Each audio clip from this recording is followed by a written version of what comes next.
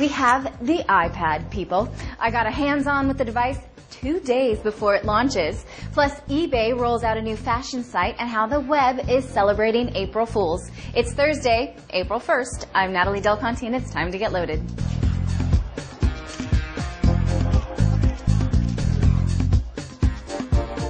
I have seen the iPad. I have held it with these own hands. I will not wash these hands again until I go to the restroom next.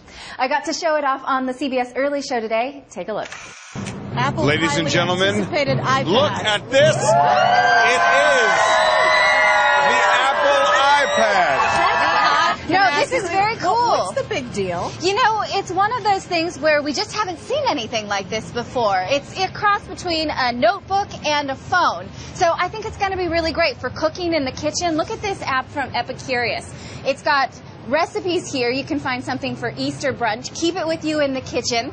It'll give you all of these nice recipes. I really like the iBook reader, so this I think will probably replace my Kindle. I like reading books this way. I love the Look at Wow, bring you it on turn the Kindle. page. Love the Kindle. I mean, are you going to read from your, to your kid from the Kindle, or are you going to show him Winnie the Pooh Oh boy. this way? It's so much nicer. Now, Natalie, Yeah. the other thing about this is, Apple has the history of producing items and then waiting for consumers to respond, and then 6 months later, it's version 2. Right. This has no camera on it. A lot of people Skype and take pictures. Right. Do you anticipate we're going to see some changes to this pretty rapidly? I think we'll see some changes probably within a year or so, and they're going to see how consumers use it. It's one of those things where you don't really need it. We're all getting along just fine right now without it, but once you have it, I don't think that you're going to be okay without it. It's one of those things, once you buy it, you're not going to ever want to give it back.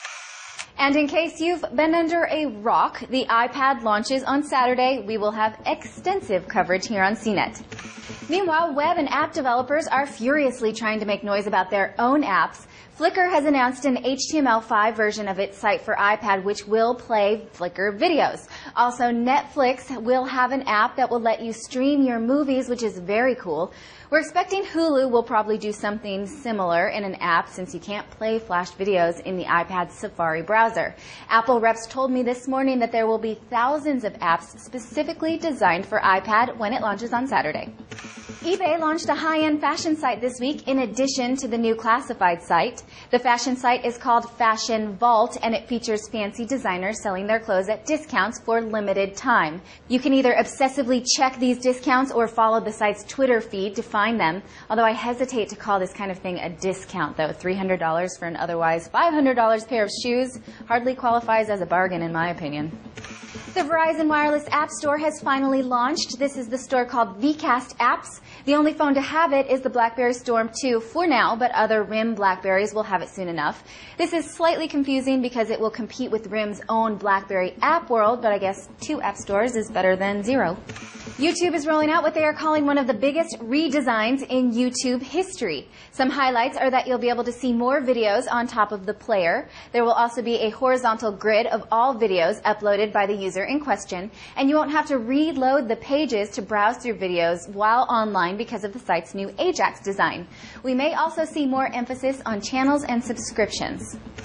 As of 1 a.m. Central Time, Google officially changed its name to Topeka. CEO Eric Schmidt posted to the official Google blog that the company would officially change its business name to Topeka in homage to the city of Topeka, Kansas. The city changed its name last month for just a day in a bid for Google's high-speed fiber for communities program. That means you'll be Topeka-ing something instead of Googling it. And in case you haven't figured this out, this is Google's April Fool's Day joke. And here's something that's not an April Fool's joke. I am expecting a baby in early August. I am 5.5 months pregnant with a little technology lover, I am sure.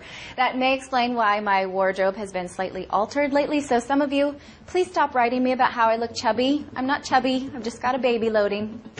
Those are all your headlines for today, and that wraps up your week of getting loaded. But stay tuned to CNET and CBS all this weekend for all things iPad. We will be working furiously for you. Thank you for watching. I'm Natalie Del Conte with CNET TV, and you've just been loaded.